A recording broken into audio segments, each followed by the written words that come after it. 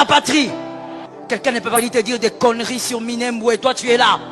Tu trouves ça normal? Pourquoi tu me regardes comme ça? C'est la patrie, je peux parler de ça ici. Tu me regardes, tu crois que je suis sorti de la prédication? Ce territoire est congolais. C'est un territoire congolais. Et ça n'ira nulle part. À moins qu'il y ait des gens qui veulent des morts. S'ils veulent tomber, ils tomberont. Ça ne sera pas la main d'un homme. Ça sera l'épée de l'ange de la mort. Aucune portion de la terre du Congo ne sera donnée à qui que ce soit.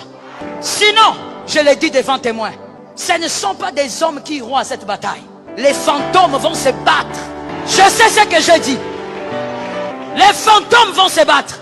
Gardez cet enregistrement. Ils vont voir ce qu'ils n'ont jamais vu. Ça ne sera pas des humains.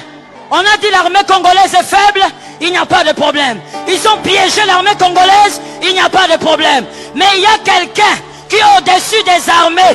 Lui, il a des armées. Il est capable de faire des choses que l'homme ne maîtrise pas. Le Congo pour les Congolais. Toi, tu crois que tu auras la paix où? Tu sais combien de fois je me suis senti humilié parce que j'étais ailleurs. Quand tu es ailleurs, on te rappelle toujours que tu n'es pas chez toi. Et on va te le rappeler en face. Le seul endroit où tu es chez toi, c'est ici. Parce que si nous ne pouvons pas former une armée ici, c'est qu'il faut fermer l'église. Ce n'est pas seulement le lieu où il faut enseigner le salut. Mais c'est le lieu où il faut aussi former une armée.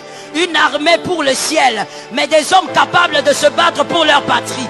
Je parle aux jeunes de cette église. Qu'on ne te trompe pas. La patrie est sacrée. Et on peut mourir pour la patrie. Tout n'a pas le même prix. Il y a des choses qui sont tellement précieuses pour lesquelles tu peux donner ta propre vie.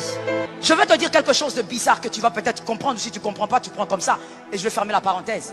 Si tu badines avec ce qui est en train de se passer, et si tu ne travailles pas ton mental, de manière à comprendre que la patrie se protège, ce qu'ils ont commencé, ils vont agir comme des envahisseurs.